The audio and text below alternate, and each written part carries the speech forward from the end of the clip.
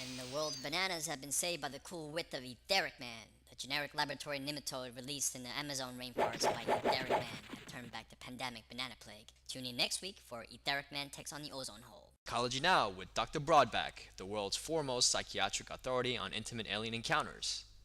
Hello, I'm Dr. Broadback. Thank you for joining in. We have a very interesting and unusual topic of discussion today. I'm sure most of you have heard of an incident where someone has been abducted by an alien from outer space. We can't help but wonder how this could be possible. Well, the answer is yes, it is possible. It happened to two people I know, and they're here with us today. We'll be talking with them in just a moment. But first, I'd like to say that I've done extensive research on this topic in order to establish a better understanding on the incidents of this nature. And throughout my 30 years of practice, I've become a specialist on the subject. My two guests, Rhonda and Quentin, have been patients of mine for many years, and it happened to each one. Rhonda and Quentin are victims of alien abductions, and they've agreed to come on my show to share their story. Thank you both for being here. We'll start with Rhonda. Rhonda, tell me about your first experience with an alien. I'm not sure when it all started. I mean, the first encounter, but it was at a very young age, and I that I could not understand what was happening until many years after therapy with Dr. Broadback. The first time I saw the alien was back when I was going to elementary school. It was when I was in the third grade. Oh yeah, that's when it first happened. It was so weird. But I like going to school and I like my teacher. She was real nice, you know. I remember before it happened too, I was just an ordinary kid like every other kid, you know. I'd be going to school, learning to read and write and do math. And recess was fun. I was the best one at playing jump rope. Even when it was cold outside, I was so anxious to go to play jump rope that I forgot to put my coat on. But that didn't bother me. My mom always made me put my coat before I went to school when it was cold outside because she said that if I didn't wear it, I would get the flu. And the flu always gave you a fever. And she didn't want me to get a fever and have to go to the doctor. Maybe that's why I forgot to put it on when I went to recess. Maybe it was being rebellious or something. I don't know. But I sure like recess and playing with my friends. There was a group of us who always meet by the swings, and then we would decide who got to go first. I like it when I was first, and you know, when my mother was right one time, I did get the flu, but anyway, I was the best jump roper in all. Yes, Rhonda, I see. That's very interesting. Now, when you first saw this alien, you were in your bedroom. Yes, it was short with round head and these eyes. Like the drawing I have here of your description from your hypnosis session. That's right. It was like a dream, you know. It was in the middle of the night after I had already gone to sleep. Then I thought I heard a noise and I woke up. First I saw it over then in the corner of my room, the alien. And then I could see it moving towards me and I was so scared. It looked like he was carrying an instrument. He was holding the instrument in his hand and moving towards me with it, engulfing me in a bright light, a light force, a powerful force, as if both the creature and I were moving upward. The light faded. I found myself in a strange lavatory with markings, hieroglyphics, gauges, and the alien was still holding the instrument. I was so afraid. I knew I'd been taken to his spacecraft, and then he, oh, Dr. Broadback. Uh-huh. Then the alien did something to you. He sure did. It's something that I used to not like to talk about, but now, thanks to you, I can. The alien, It's called probing. thank you. It's still hard to say it, but yes, he did. He did probing. And how did that make you feel? Oh, I felt like I was violated, you know? Of course.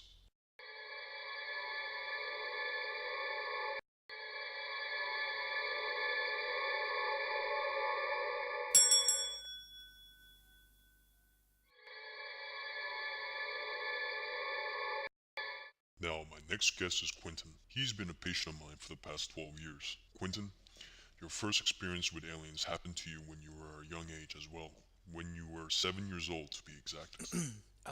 Yeah, I think so. Why don't you tell us about it? Well, you see, yeah, I saw him in my room at night. And there were three of them, Yes, like you say, three. and you were scared. Well, sure, but I think I was more confused and scared because I didn't know what it was. But I definitely saw something, and it seemed like a dream, but it wasn't. I'm not sure. It was a soft glow that sort of lit up that part of the room, above and off to the side, but I could see images within the glow, and the glow seemed to grow brighter, and the images became clearer.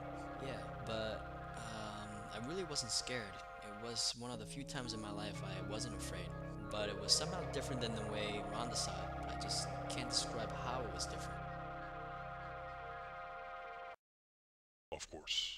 And did they have contact with you in any way? Did they do things to you as well? I don't remember anything like that, but I guess it could have happened like other people say. I'm not sure. It seemed like whenever I hear people saying seeing aliens, they do things to them. So maybe one goes with the other. Maybe they did and I just don't remember, or maybe I saw an angel, or maybe a spiritual experience. Quentin, let me help you. Quentin, you sound confused, Quentin. In some cases, when someone experiences a traumatic event, they suppress the memory. And that must be what happened in this situation. We had some success with many patients, including Quentin, with hypnosis. Remember the hypnosis sessions, Quentin? Quentin, the hypnosis session. Oh, sorry, doctor. It was quite an experience. I saw a green alien and no, it was two. No, it was three green aliens. Isn't that right, Dr. Broadback? I saw their green aliens beside my bed looking at me. Later we boarded their ship.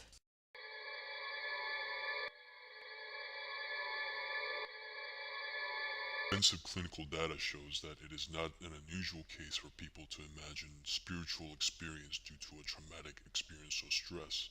And the belief in these spiritual beings play a role in the psyche of those under stress offers an imaginative world or a connection to some god or being that serves as a justification for their small trivial lives. They escape into a wonderland of pleasant possibilities, and I, for one, would not deny them of their fantasies. What concerns physicians specializing in alien encounter is not these imaginary godlike miracles, but the question remains as to why do so many people report alien encounters, and why do most bear Roswell type features that are most exactly the same in each case. We are speaking of the traditional great types such as the Rhonda's illustration, and naturally we exclude spiritual phantoms necessary for escape from stress. Those cases are best left to abnormal clinical care. Our research uses most extensive scientific data concerning only those experiences that bear similarities to the Greys. It is clear that the majority of these cases are actual alien encounters of a higher mind, a mind that is inquisitive about earthbound humans, and are here collecting scientific data by experimenting with certain hand-picked specimens like Rhonda. Next week, I will give explanatory dissertation about phenomenon of alien device implementation. Plus, I will have a short film documentary showing several true cases of device implementation. Until next time, this is Dr. Broadback and Psychology Now.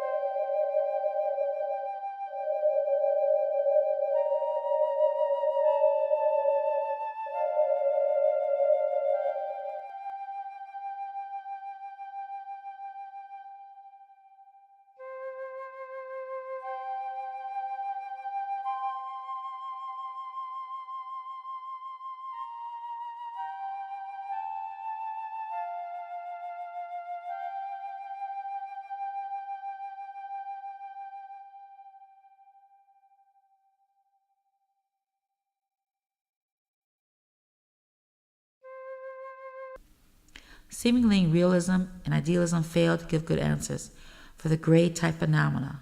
In order to understand the physics and nature of these beings, one must actually move into and move about in the same consciousness awareness of their nighttime guests.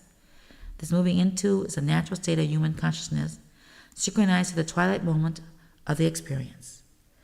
The alien experience of bedroom variety coined grays are categorical of multidimensional type entities or beings bearing several or different bodies that correspond to the dimensions from which they operate. This is not to say that grays are just phantoms or spirits for aliens of this category, or certainly the most capable intellects of quantum physics, or any other science, including those beyond our own most current technology. Intergalactic travel by craft, instrument, or wave is neither beneath nor beyond the capabilities. Just the most advanced technology of Earth are guarded from the profane. So to exist an extraterrestrial type hierarchy of command. This hierarchy resembles a platonic monarchy based on experience and service. This all-volunteer force oversees and protects many seed colonies, such as Earth, from disturbances caused by careless, or in some rare cases, aggressive alien clans or genera. This complex power system is baffling to the Westerner, whose ideal of an alien has been corrupted by multimedia grave fantasy, such as my own case.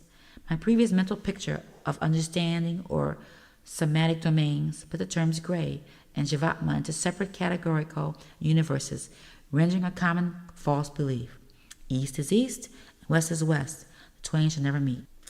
Profound consequences await those that have had experience with jivatmas, and the memories of such have been diluted by linguistic determinants associated with Hollywood grays.